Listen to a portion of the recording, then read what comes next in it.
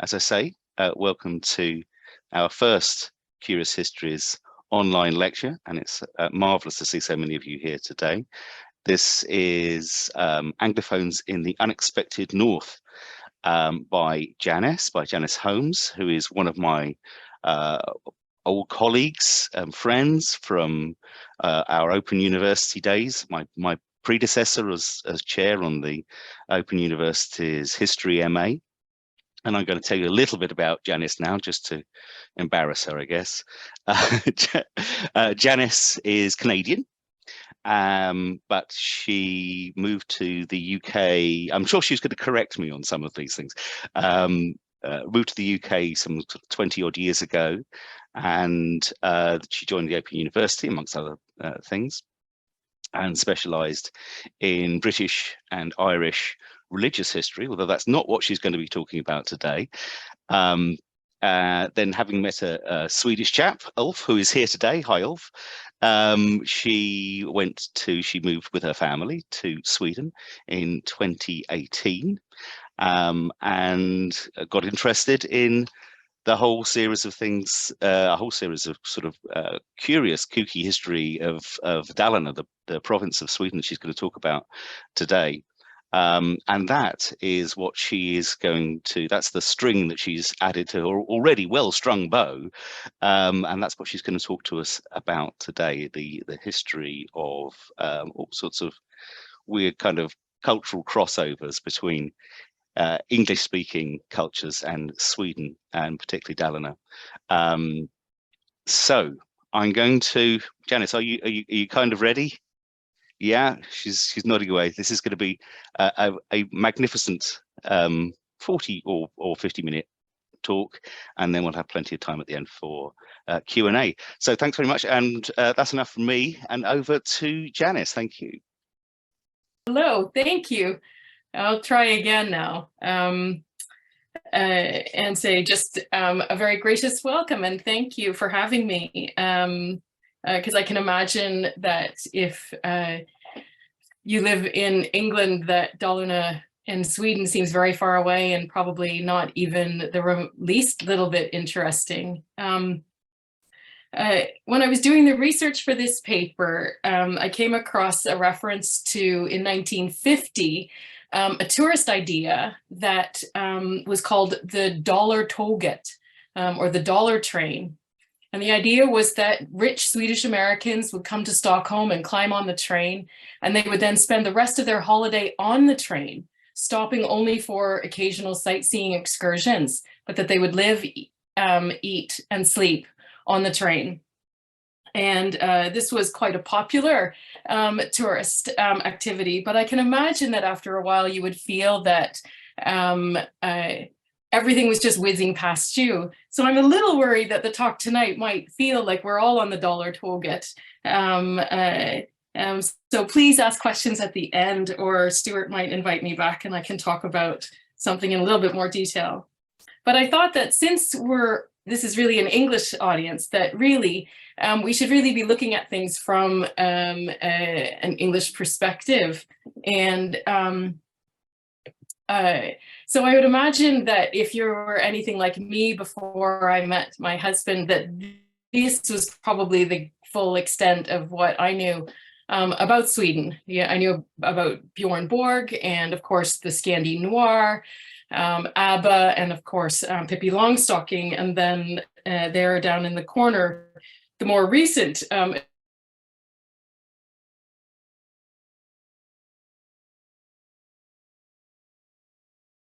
and the rituals around that. But as a sort of English-speaking migrant to Sweden, I've discovered that there's so much more to discover. And of course, some of these things have, of course, struck me as extremely curious. I was amazed to discover that, yes, it is possible to cycle in the winter, and that if you are cycling, it is also possible to take your cat on the back, as long as you've got a little proper carrier. I discovered that it's absolutely possible to go ice skating on a frozen winter lake, and that it's probably one of the best things that you could ever do in the world, but I've never imagined I could skate on a lake. I never imagined that I might, when entering a bakery, be invited to take off my shoes in order to protect the historic wooden floors and be offered socks and sandals that I could use instead. I never imagined that not only would you find tons of women out in the workplace doing manual labor jobs, but that there would also be pregnancy adapted work clothing. What a super, super idea. And then I guess finally, never expected to be able to visit not one, but at least two chainsaw museums. So these are some of the sort of crazy things that Swedes do that I've sort of discovered. But Swedes themselves have been interested in English culture for a really long time, and particularly around Christmas time, where each one of these extremely English productions are played every single year without fail. For really, no one's really entirely sure why or how that happened. And of course, there is, of course, then the English language, which has grown in prominence and prevalence, and which you find all around you, but not maybe quite in the same way that you would see it if you were in an English-speaking country. So with all of these things, I think what we're talking about is really this notion of cultural encounter. This idea that when you come from one culture, like me, and you enter another culture like Sweden, that so many things around you strike you as curious, amusing, or even laughable. But it's true that simply we are just different. Rituals, habits, and customs are just weird if you're not used to them. But although they make perfect sense to the people who've always practiced them. So tonight, what I want to do is to take you on a lighthearted tour through some of the curious aspects of Dalarna's history that I've encountered, which is now the county where I live in Sweden. And I guess what's been the most interesting thing about preparing this talk tonight has been the fact that when stories about English-speaking people or about English events or activities or trends or ideas, when they actually make their way up here to Dalarna, bits get missing, or all the details aren't really there. There's kind of a lack of clarity. And I guess that's kind of what we would expect, really. We probably didn't know very much or don't know very much about Sweden. And it's only when you live here for a while that you begin to dig down into the details. So even take the whole term English that I've been using so far.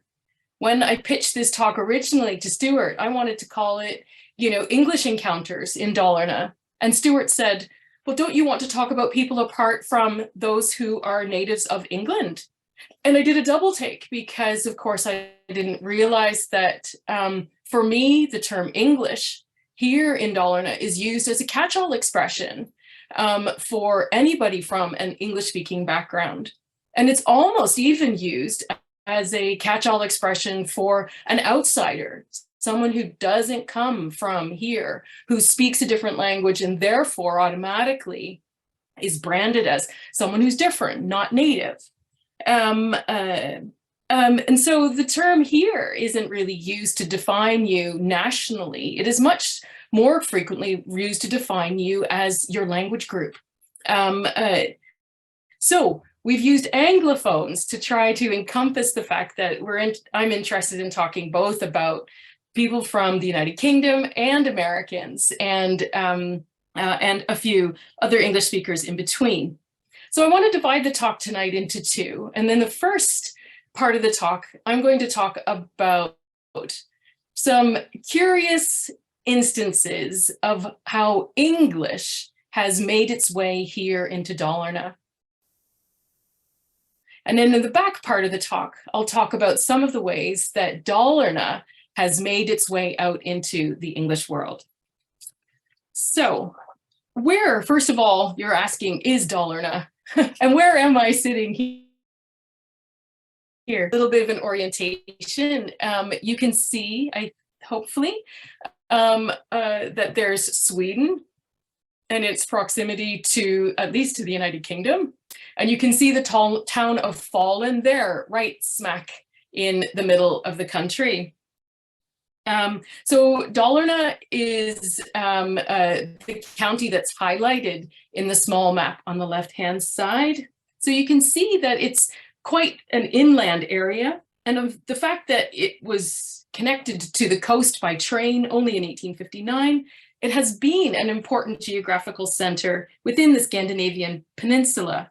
Falun received its town charter in 1641, the same year that Belfast did.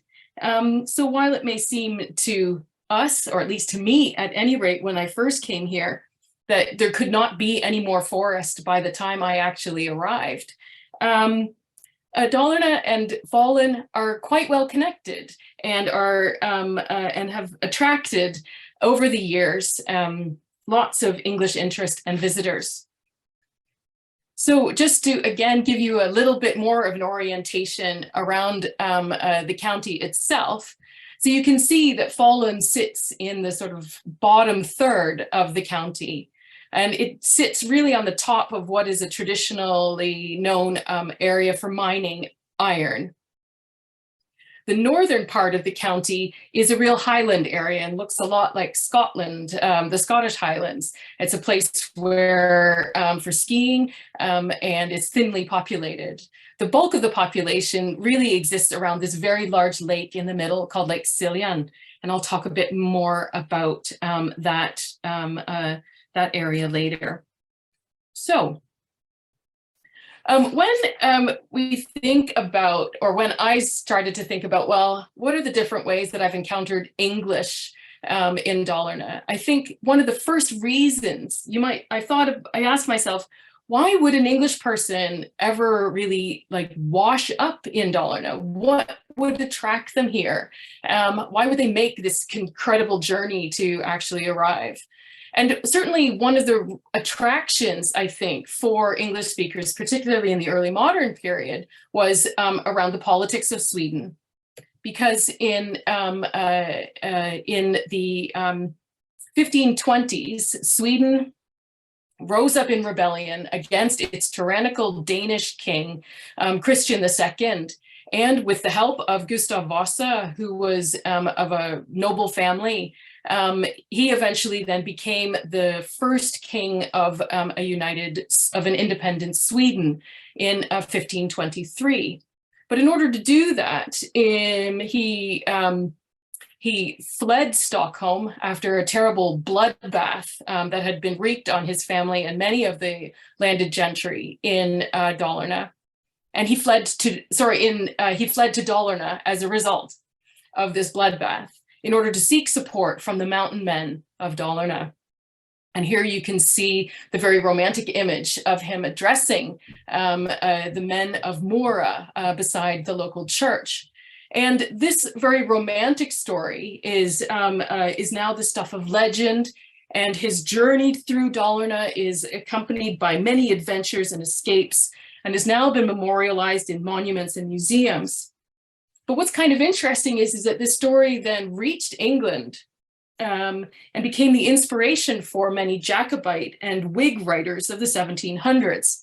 Henry Brooke, who was born in Ulster and became a playwright, wrote a tragedy, as he called it, in 1739, where he uses the Vasa story.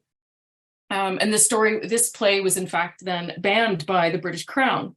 Another Whig writer, Catherine Trotter Coburn, has also written stories about Gustav Vasa. So this idea of Gustav Vasa going on a long journey through the snow on his skis to gather support to create an independent country is really the stuff of legend. So Dalarna is right from the beginning of the Swedish state integrally part of that national myth creation, if you will. And it plays a crucial element then in Sweden's history. But really, I think probably the greatest attraction for Dalarna is the Great Copper Mountain, Falugruva, the Fallen Mine. And as you can see here, there's a picture of the town which stretches out in the distance. And in the foreground, you can see the mine and the mining area. So there's been a copper mine in this region of Dalarna since at least the 1200s, if probably not before. The heyday of the mine, when copper production was at its height, was in the 1600s. Falun grew in size and stature, so that by the mid-1600s, it was the second largest town in Sweden, with a population of probably around 6,000 people, 1,000 of which actually worked at the mine itself. It was a massive enterprise, and it was of fundamental importance for the Swedish state. It funded its wars and its attempts at European expansion. It was closely monitored and guarded by the monarchs in Stockholm, and who had a very close relationship with it. It was also a driving force behind scientific discoveries and inventions, mining technology, engineering, and cartography of all kinds. So it's none surprising then that even in the era before the railway, that English travelers and visitors find their way to Dalarna. And you can see here, for example, Hans Rainey, who was the son of a Scottish immigrant to Sweden, who studied at Uppsala University and became a cartographer and surveyor, was employed by the Falun mine in the 1600s and produced a series of absolutely beautiful mine maps. In 1687, the mine suffered an enormous collapse, creating the Great Hole that you see here on the right-hand side. This was a massive event. Again, the mine itself then became even more noteworthy after this, with many travelers remarking on the mine when they came. Two of the most interesting, I think, of these scientific male travelers are Thomas Thomson and Edward Clark. And to be honest, if you read their accounts, they're quite dull, because as scientific men, they were interested in minerals and rocks and the natural world. And so it's not perhaps all that exciting. But Thomas Thomson in particular was quite observant about certain aspects of Swedish life. And so I'm just going to quote, this is in fact taken from after a visit, after he spent time in Gothenburg, but I think it applies to Sweden across the whole.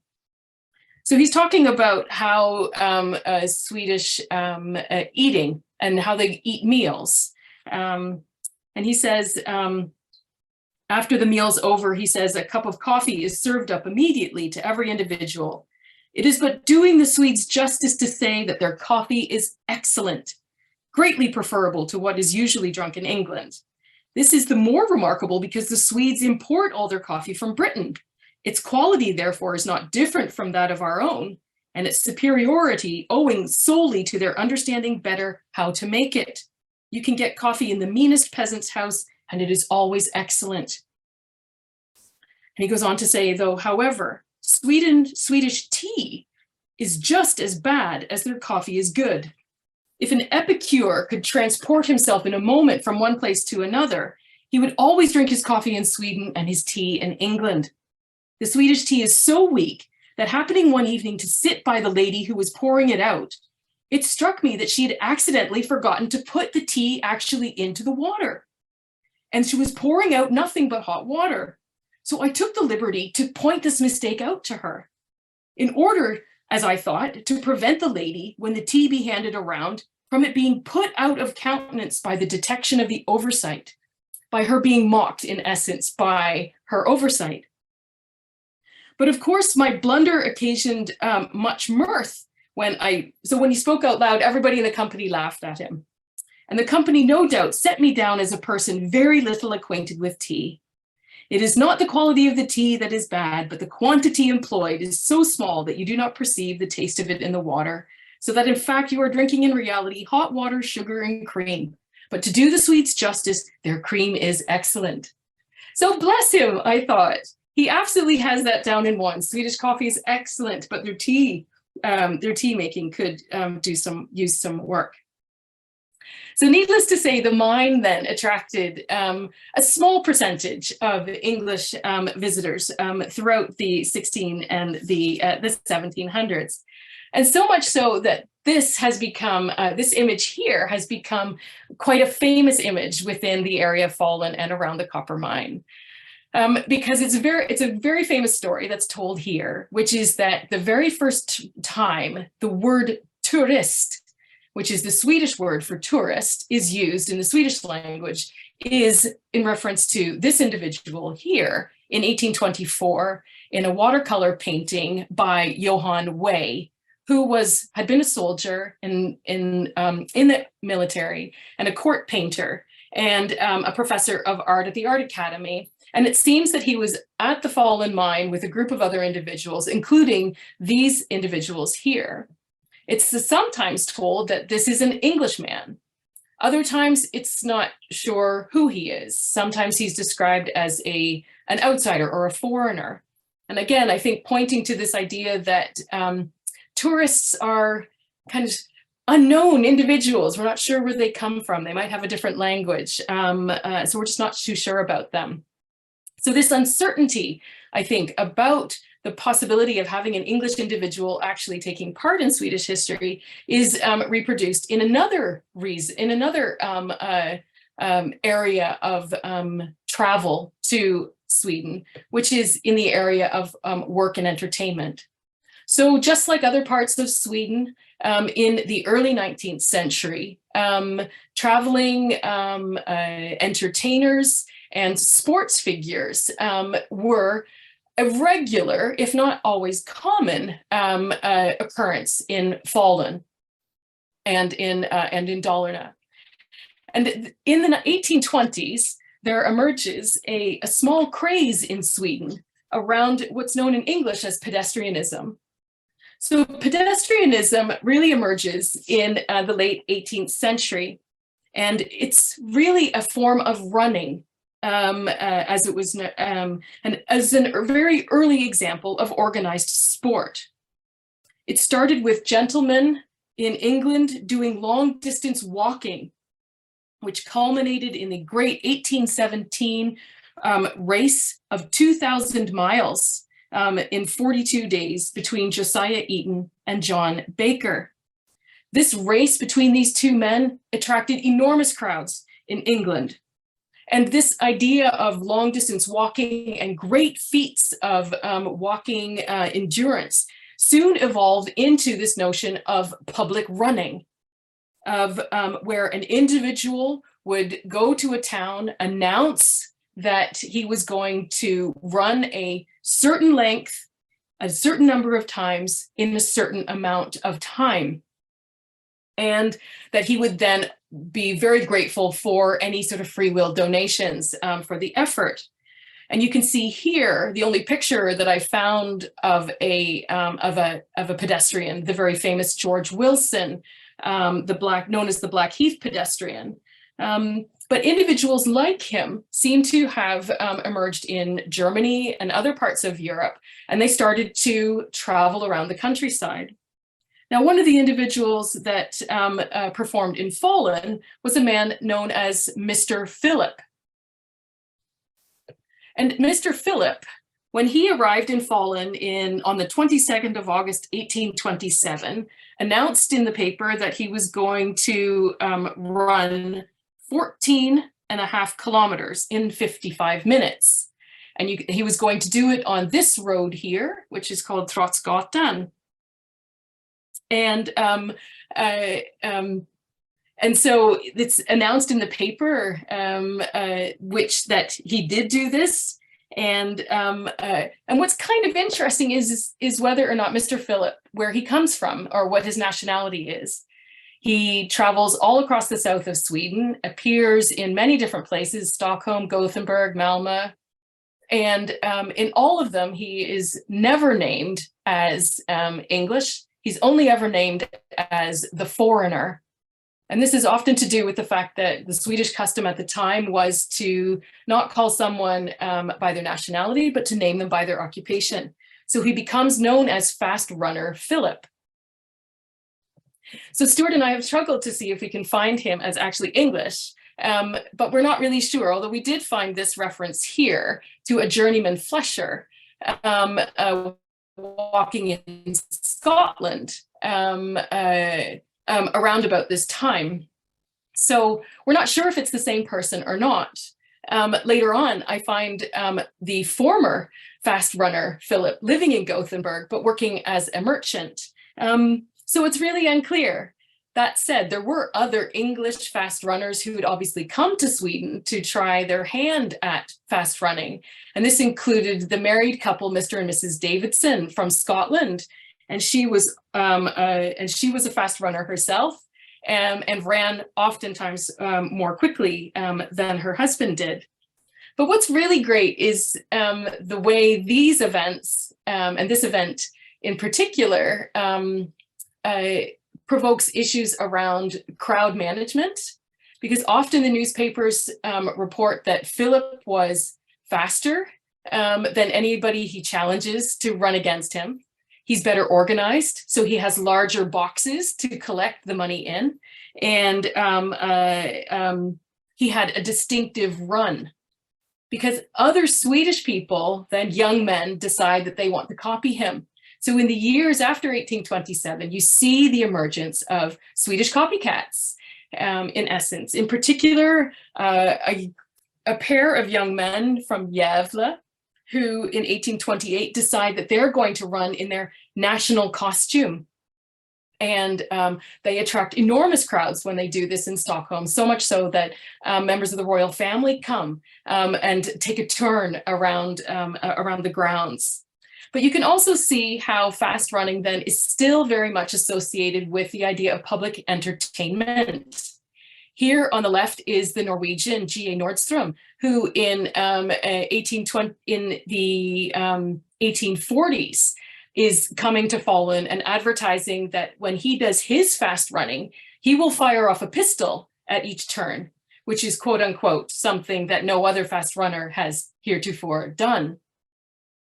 And indeed, the following year in 1845, a Spanish fast runner appears in Falun. And what's lovely, I think, is how underneath you can see that, again, Mr. F. Steen from Norway is advertising that a few weeks later, he will be displaying tightrope walking, Indian gymnastics, Chinese pyramids, and Tartar horses, dog dancing, stilt ballet, and magic alla Pinelli.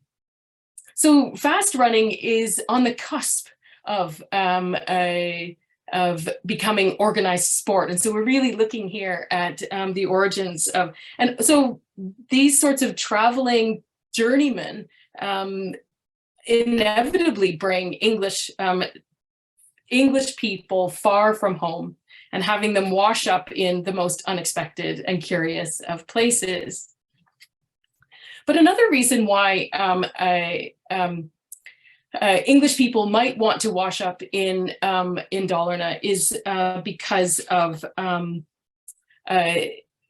the geography of Dalarna and the local culture of this place. 40 million years ago, a meteorite crashed into the center of Dalarna, and you can see from the map on the left-hand side the impact crater that it left behind. The southern part of that impact crater is Lake Siljan, which you can see in the photograph on the right. And this idea, this impact has created a beautiful landscape full of rich minerals, interesting vegetation, mountains and highlands and all the rest. And so inevitably over time, with the introduction of the train in particular, like I said before, people began to find their way to this beautiful spot. And what they found when they came here were that the local people had preserved their habits and customs, particularly their traditional form of dress, to a much greater extent than in other parts of Sweden. And this attracted the romantic imagination of the mid-19th century. It attracted in particular the attention of Arthur Hazelius, who went on to form Skansen, the world's first ever open air museum, and began the whole national romantic movement towards an exploration of and an attempt to try and protect our domestic peasant past, if you will. So Dalarna became then the heart of Sweden, and the cultural soul of Sweden for many of these romantic intellectuals. And it also therefore then became a tourist destination. And you can see how these folk symbols are used as a way of identifying and expressing what Dalarna is all about. But what's kind of interesting and kooky is that Rättvik, probably the most important of all of the tourist towns around Lake Siljan, which developed massively in the late 19th century, builds some of the earliest tourist hotels. And one of them happens to be called the English Hotel. You can see in the photograph in the bottom right-hand side, the very large hotel in the front, that's called the Tourist Hotel. And the English Hotel is the one that's farther along back and the one that features in the center here. This English tourism to Rättvik was never massive, but there was always a steady stream of English visitors. Many of the statistics suggest that of the total tourist population on an annual basis, about 20% of that would have been English.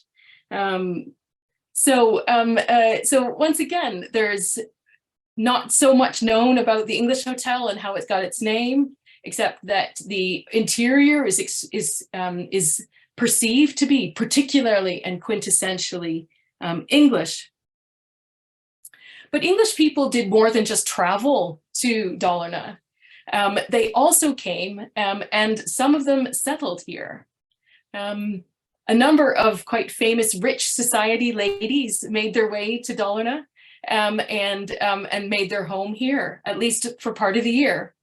Hilda Pennington Meller, for example, was a rich society woman, and in her 30s, while holidaying in Capri, she met the Swedish celebrity Dr. Axel Munthe, and the two of them got married in 1907.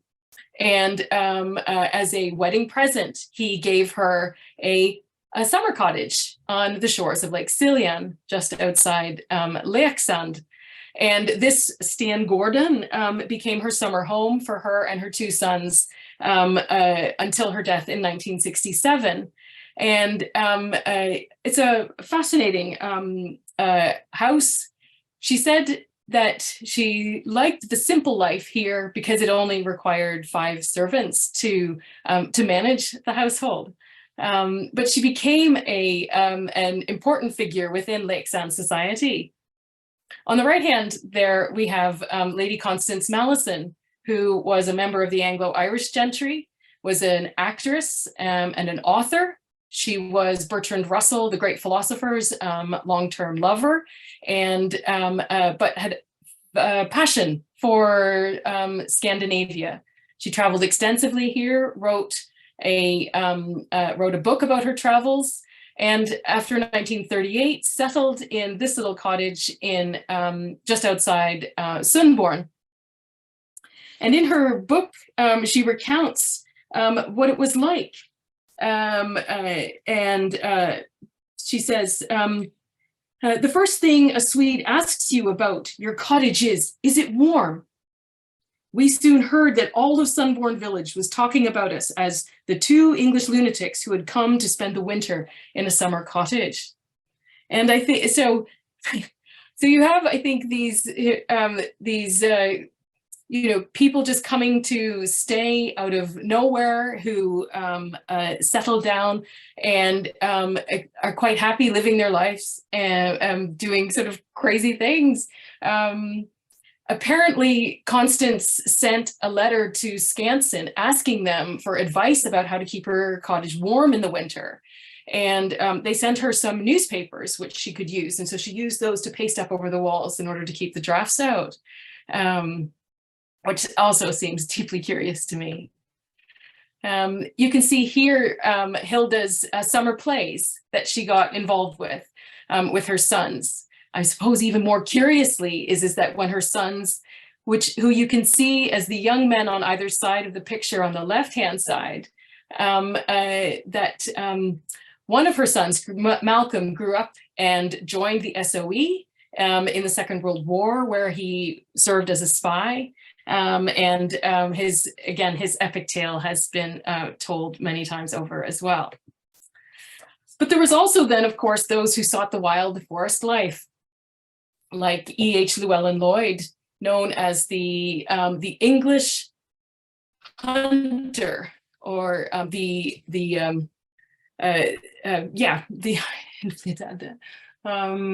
would you say that? The incoming English hunter. But in fact, Llewellyn Lloyd was Welsh and wasn't English at all. And what's so fascinating about his life is that in the early 19th century, he comes to Sweden because he's interested in nature and he's interested in bear hunting. And so he hooks up with a Swedish guy who shows him how to hunt bears, and he decides that he's going to stay and settle here. His story is absolutely fascinating. It's clear that he obviously writes stories, which he then sends back to the English press, which they publish. But all of the sort of characteristics around him, the fact that he's an English hunter, he's an English bear hunter in Sweden. On the English Wikipedia site, he's a naturalist who goes on scientific explorations in Sweden to learn more about natural wildlife. In Sweden, it's about the 102 bears which he killed over the course of his life. It's the story about the accident that happened one time in 1835 when he accidentally shot his companion, who then later died. So when people move between one culture to another culture, they get understood and interpreted in different ways. I know these individuals aren't English, but it did feel that you can't really tell a story about outsiders coming to Dalarna without telling a story about the Bin Laden family, who in the 1970s made a number of family trips to Dalarna, in particular to Falun. And in 1971, this photograph on the right-hand side was taken of them and published with a small notice in the local paper, the Falu-Kuriren. And nothing more was heard of it then, until in 2001 with the 9/11 bombing of the World Trade Center. Suddenly someone remembered that hadn't that family visited Falun in the 1970s. And so a scrounge around was had in the archives, the photograph was discovered, and then it was republished on,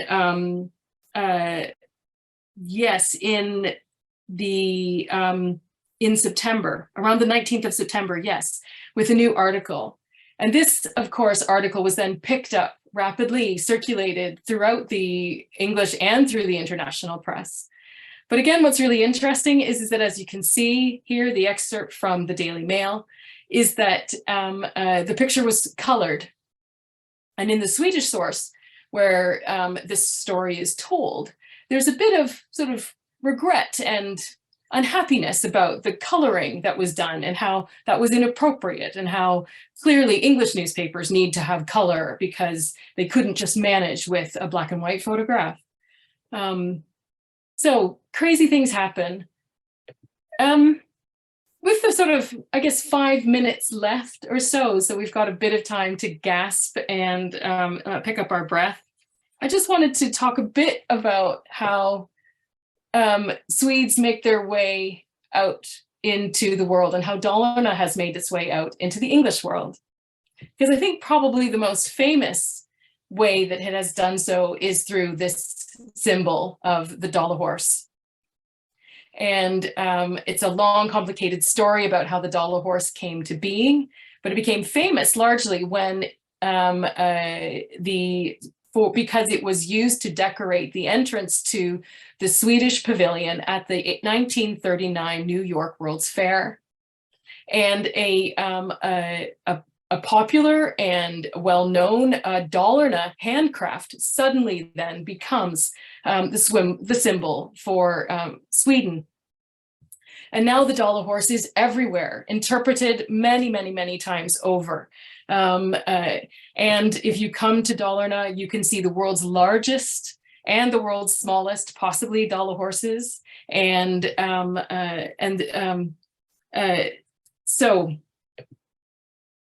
But I also think that sometimes the traveling out that Swedes have had to do hasn't always been as successful, perhaps, as the Dalarhorse experience. I think perhaps about Hilda Hellström, who was the only member, or who's the only person from Dalarna on the Titanic, bar one other person, and she was the only one to survive. The story is told that she had originally been booked onto another boat, but it was canceled, and her ticket was then transferred to the Titanic. She was going over to visit her sister on a long-awaited journey, and when she made her way, luckily, to a lifeboat, she tried to pull a drowning fellow passenger into the boat with her. But everyone was angry with her because they thought she would capsize the boat. And by the time she then made it to New York, she was so traumatized that she never, ever returned to Sweden. So afraid of water and boats was she. Other Swedes, though, have been more successful. And I'm trying to include a few more women in this portrayal as well. Because in the 19th century, there was also a mad craze for memorial hair jewelry made from the hair of deceased loved ones. And this was a handcraft which is still carried out in the Dalarna town of Vamhus. And what you can see here is that from the 1820s, Vamhus women, horkullor, as they were known, would have left their village and traveled to parts of Russia, Finland, and then obviously into the United Kingdom as well, where they would have carried out their hair work. So you can see them here advertising that they will be available to take hair and to turn it into jewelry according to the customer's desire. I suppose probably the most famous story to make its way out into the English-speaking world is about the poor miner Fet-Mats Israelsson. Fet-Mats was a miner in Falugruvan in the late 1600s, and no one's really entirely sure when he disappeared, but disappear he did. Then in 1719, mine workers discovered a dead body in a disused cavern that was full of water. The body looked newly deceased. And on inquiry, though, no one recognized him and no one was aware of an accident having taken place recently. The body that they discovered had both legs broken, and the body had been holding a handkerchief up to its face and covering its mouth. He had a bronze tobacco tin in his pocket with full of fresh tobacco. Some older miners were eventually asked if they recognized him, and one of them did then identify him as Fet-Mats, the miner who had disappeared over 40 years ago. And it was then when they called for an older woman who claimed to have been his fiancée at the time. And she is meant to have exclaimed, "It's Fet-Mats, it's my fiancé, it's the man I was meant to marry." It was the vitriol in the water which had preserved him. And in the years thereafter, Fet-Mats had a very checkered career. He was put on display in a blue display case, which has been reproduced here in these photographs. But eventually, after a while, he started to fall apart. So in 1749, he was buried in the local church, but again needed to be moved. Some of his bones got placed into an attic and were only discovered later. So it wasn't actually until 1930 before he was actually buried properly in the graveyard. But during that time, his story then was picked up, in particular in Germany, but also by the Swedish feminist author Fredrika Bremer, whose many novels and books were translated into English. In particular, her combined romantic novel and travel guide called In Dalecarlia, where she tells the story of Fiat Mats and closes it in a tragic story of missed love. So this whole idea of Fiat Mats then becomes a metaphor within English-speaking culture for tragic love, love that misses its place or doesn't have an opportunity to be fulfilled. And so in the English newspapers, you can find stories which use the Fiat Mats motif. Most famously, Julian Barnes has told the story of Mats Israelsson in his collection of short stories, The Lemon Table. And it's a fantastic story. I really recommend it if you like fiction. And then just to round up very quickly then. So the sort of the last clutch of Dalarna individuals who found their way out into the English-speaking world include, of course, a whole raft of adventurers keen to make their way in the world and find adventure on sea and on the Pacific Northwest as traders and in the Yukon Gold Rush. And each one of these guys' stories are fantastic and worth telling in more detail. But of course, lots of artists also made their way out into the English world. In particular, Axel Fredell, as the leading member of a group of Dalarna graphic artists.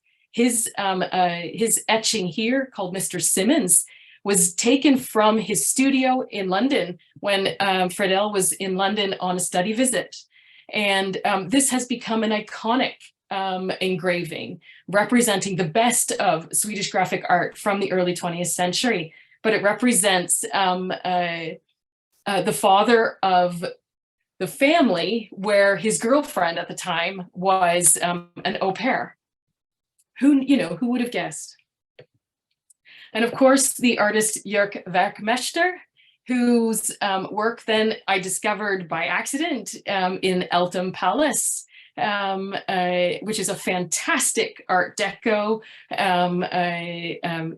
interior designed by designed for the Courtaulds, Virginia and Stephen, the multimillionaires. And Werkmeister, a artist from Dalarna, is responsible for the wood paneling that you can see on the side. And if anybody, again, is from Sweden in the audience, they should recognize that as the town hall in Stockholm. I don't really have time, I don't think, to talk about Sven. So ask me back and I'll tell you a bit more about Sven and his travels and how he experiences the English world. But I'm just going to finish off then with Ernst Rolf, who is one of our family favorites. Ernst grew up in working class Falun in the late 19th, early 20th century, but he soon became the revue king. He was a singer and a performer. He was a songwriter and became massively famous all across Sweden. He tragically committed suicide, but not after he had produced many songs.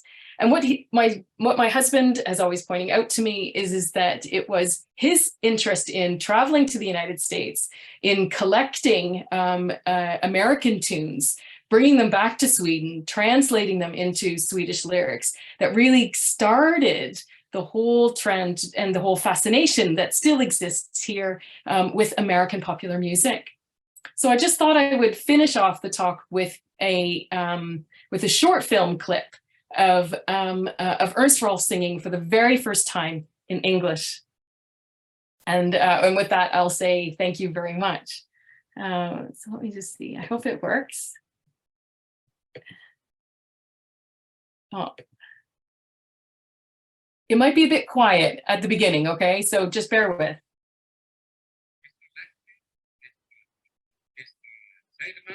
You have a laugh now. It's the first time in my life I tried to sing English, and I think this song is specially written for divorced people. It's called Happy Days Are Here Again.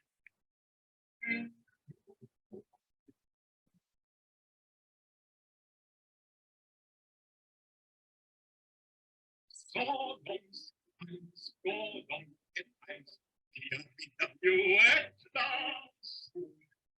the gay times, throughout the great times, you are now a thing of the past.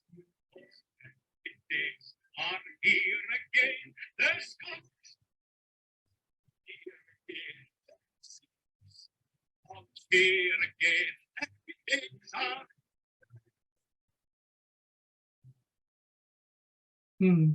So I'll stop sharing. Oh no, sorry, I was going to say I have one more slide. Just, yeah, if you ever find your way to Sweden and you're interested in coming to Dalarna, by all means, give us a shout and we'll try and show you a good time. Thank you so much for your patience tonight. It's been really appreciated. I've had a great time. Thank you.